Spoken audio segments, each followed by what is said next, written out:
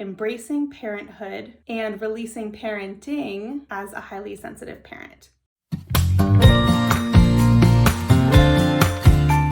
Hi, I'm Amy Lajeunesse, founder of highlysensitiveparenthood.com and a coach and educator for HSP and empath parents. Today I'm sharing with you on a topic that's a little bit different than our normal tips and tricks. I wanted to share with you about embracing parenthood and releasing parenting as a highly sensitive parent. So you might ask, what do I mean by that? What's the difference between parenting and parenthood? And I don't know that this is really well thought out in the literature, unfortunately, but I'm going to do my best to offer you some thoughts about this and what this might look like for you and why it's important. So to me, the word parenting is a very loaded term. We hear a lot of parenting advice. We hear a lot about parenting fails, and we put that judgment on ourselves often. We read parenting books. We listen to parenting podcasts, or maybe we don't and we feel bad about it, but we shouldn't. So here's the deal, is that parenting, at least in the time and place where I live, which is in the United States in 2022, there's so much pressure and so there's just a lot of many expectations around what it means to be parenting somebody. There's lots of information to absorb, including from experts, and we experience, many of us, a lot of guilt around maybe not poor parenting, but kind of like not good enough parenting, like I should be doing this instead. Well, my pediatrician said this, and like this parenting expert on this podcast said I should be doing this. And there's always ways, unfortunately, where we're going to feel that we are falling short in parenting. And the reason why this is the case is that it tends to be kind of monolithic. Like there's an idea that there's the right way to do things and a wrong way of doing things. And at the same time, we often are getting contradictory advice, or we might feel intuitively that the right way for us to parent is different than what we've been told, different than what we maybe grew up with. And so how do we balance those expectations with our own knowledge, our own intuition, and perhaps that of a partner or other family members as well? On the flip side, parenthood, which is part of the name of my business, Highly Sensitive Parenthood, it's intentional, has to do with a state of being, that we are many things as humans, but part of our experience in life right now is that we are in a state of parenthood. To me, the word parenthood has much less kind of weight to it. There's not the weight and heaviness of expectations and I should be. It just is a state of being. This is where we're at. This is part of our lives, but it's not our whole lives. It's not all of who we are. I also wanted to take a moment to recognize that parenting, there is a lot of cultural just baggage around that term as well, that many of the experts around parenting and much of the advice that we hear tends to be, at least where I'm at, from a very kind of white, upper middle class Western perspective. And it doesn't tend to do a great job of recognizing cultural preferences or systemic factors that make parenting as a concept difficult. For example, finances can make it very difficult to access the sort of monolithic ideal of what does it mean to be parenting well. This has certainly been true for me at times, honestly. Additionally, we might be from a cultural background. This could be an ethnicity or even just or a religious background or family preferences that tell us that there's a certain right way to do parenting, and we may choose to continue or choose to integrate that into our parenting style, but we may also choose to move away from that. And so the whole idea that I'm getting at here is that I would love for you to release a very rigid idea of what it means to be parenting well. There's no one right way to be parenting well. You're unique. Your children are unique. Your family situation's unique. Your culture is your own, and you don't need to conform to a specific way of parenting, even if it works well for other people, even if experts tell you this is the right way to do it.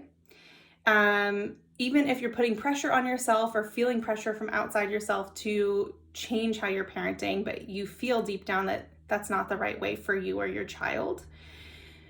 So releasing that very specific, rigid, sometimes harmful ideal of parenting and moving into a space of parenthood.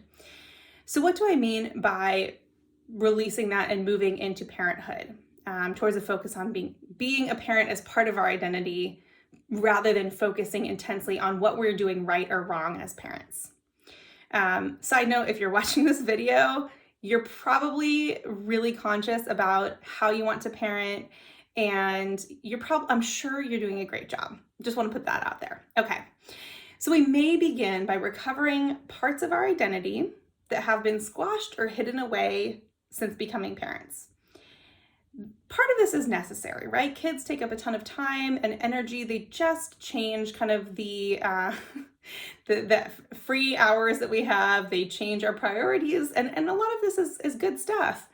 But we also experience a loss during this time. And I actually talk quite a bit about this in the Highly Sensitive Parenthood course on our website, about kind of grieving that loss and rediscovering our identity as parents. So part of this could look like finding a new dream or a new goal to take steps towards, or perhaps rediscovering an old hobby or pastime that has been really meaningful to you, and that just makes you feel good, that makes you feel you. It could be attending therapy. It could be seeking out support groups, or it could just be connecting with other people who are parents or perhaps who aren't parents. That can be a really important part of supporting ourselves in our parenthood journey, is stepping outside of our role as parents and just hanging out with people for whom that's not their reality. And additionally, we may choose to release aspects of parenting that don't work for us. For example, do you put pressure on yourself to enjoy being a parent 24/7? I know I have before, and I know parents who do this, whether or not they mean to. And the reality is, nobody likes to be a parent 24/7. If you do, and that's you, and you're like, I love every single minute of it, drop me a note, leave it in the comments. But I'm pretty sure most of us have moments where we're like, oh my gosh, this is too much. I need a break. I am not enjoying being a parent right now. And we're annoyed, or we're angry, or we're grieving the loss of our life before being a parent. So please release that pressure on yourself to feel that way all the time, to feel like you must enjoy being a parent 24/7 in order to be a good parent. That's not true. You are a good parent, not even in spite of, but because of, you're being honest with yourself. We're humans. We need breaks. And actually part of being a good parent is recognizing, I am sick of parenting right now, or I really need a break, and giving that to ourselves. If we try to deny it, it's not going to only be harmful for us, it's going to impact our kids as well. Another example here is, do you feel guilty, or do you put pressure on yourself to always say yes to extracurriculars or other activities outside the home, invitations to birthday parties? I honestly am still fairly guilty of this, putting that pressure on myself. But sometimes that's not the best choice for us, or for our family, or for our child. And so recognizing that pressure of often this is parenting pressure. Oh my gosh, my kid has to be well-rounded. Well, if I don't take him to this birthday party, they might be rejected by their peers, or like their college applications might be like, if they don't learn to do soccer and jujitsu and like tutoring and all of these things, right? So there's an immense amount of pressure, again, from this sort of one right way, this one view, kind of very Western white view of parenting. And we may choose to accept and work with some of that. And we may say, that's not for me. I'm going to release that expectation and instead favor what's going to work best for me and my child. So my goal at Highly Sensitive Parenthood is to support you as a whole person, not just as a parent. And that is why I named this business Not Highly Sensitive Parenting, because yes, we do talk about, how to interact with your child, and I give parenting advice sometimes, although I always try to give it with a grain of salt.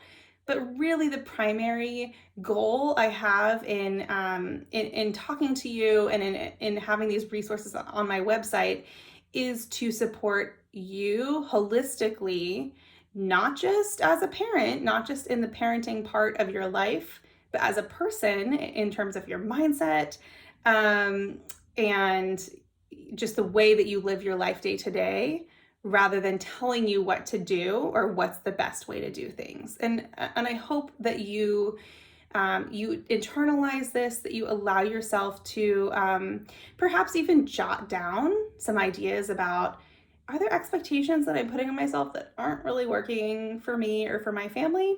Take a moment and reflect on those if that works for you, and see if you can release some of them. The idea is that embracing parenthood, that is who you are holistically, is actually going to be, in the long run and even in the short term, probably more supportive to you and your children than being very fixated on a right or a wrong way to parent. If you are at ease, if you are self-compassionate, if you are flexible, those feelings, those ways of being are going to be passed on and absorbed by your children, especially if they're also highly sensitive. They're going to notice that. And so consider the path of embracing parenthood and gently releasing parenting as a way to not only support yourself, but also to care for your child and your family in the long run. It's good for everybody. So in your parenthood journey, you matter, your well-being matters much, much more than getting parenting right. All right, take care. I hope this was interesting for you. If you have any thoughts or reflections or questions, I know this was a little more philosophical than usual.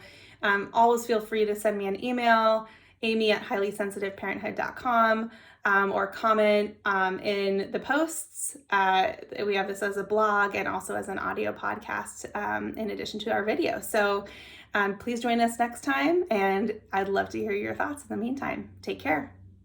For more resources, including our signature Highly Sensitive Parenthood online course, visit highlysensitiveparenthood.com.